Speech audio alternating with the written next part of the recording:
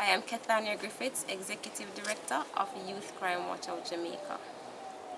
Youth Crime Watch is a non-governmental organization which focuses on youth-led, youth-targeted initiatives in at-risk communities and schools. When I say at-risk communities and schools, I'm talking about vulnerable communities, violent communities. Such communities as Rockford area, Dunkirk, Flanker, Mountain View, and others, which I won't name right now, but those are the communities that we are actually a part of as partners against violence. How Youth Crime Watch's approach is different from other persons. For example, I am also a beneficiary, or was a beneficiary of Youth Crime Watch. Growing up in Burger, people know it as Burger Gully off Mountain View Avenue. And I was introduced to this organization when I was about 18 years old. And from then I've really grown in the organization. From a volunteer to now the executive director. This is the approach which Youth Crime Watch takes. It builds the capacity of youth for future leadership. I'm also a achievement scholar.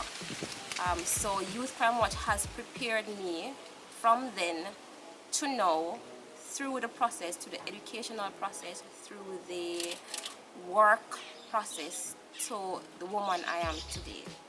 Over the last 3 years, we have received a grant from the National Integrity Action through the support of USAID. And what we've done with that grant is to really expand the projects and the activities that we have working in these inner city communities, involving these at-risk youth. So the Change Through Art component uses the arts as a means of getting youth engaged and really away from violence. So it is what we call a violence prevention initiative. Change Through Arts using music, it uses the creative arts, it uses dance, drama as a means of expression for some of our youth in these communities. What we also focus on is sports. And for our Sports for Life program, what happens is that since we really got the grant from National Integrity Action, we focus mainly on building integrity in sports. So there was an anti-doping campaign, also providing equipment for organization which focuses on sports in communities and schools. Then there is the school intervention program, and as you know, education is one of the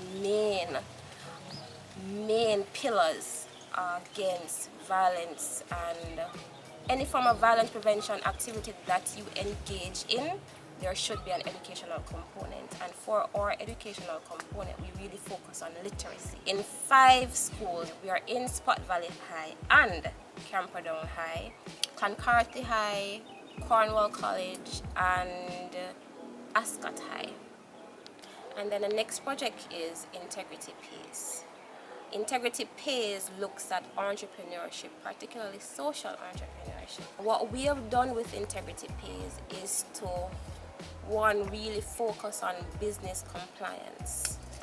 So getting the proper documentation from the company's office, getting the proper business registration documents, getting all that is necessary for a compliant business under the laws of Jamaica. So that is what we really do under Integrity Pays, as well as support some of our micro enterprises with funding for equipment and so on. For Integrity Pays, we've focused on 3 organizations. We are focused on Life Yard, which is in Southside. We are focused on Rock Spring, which is in the Rockford community, Empower Cells, which is in Augustown, and the Flanker Resource Center. Then we move on to the Youth-Inspired Safe Space project.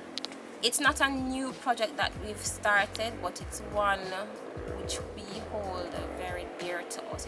The project was initiated by Youth Crime Watch under the U.S. Embassy, which means that we had partnered with the U.S. Embassy to roll out this project. And the essence of the project is getting youth involved in community-based research. which means that youth within the community who understand their community issues will take up the mantle of finding out what are some of the problems their communities are facing, and then from those problems develop some form of solutions to those problems.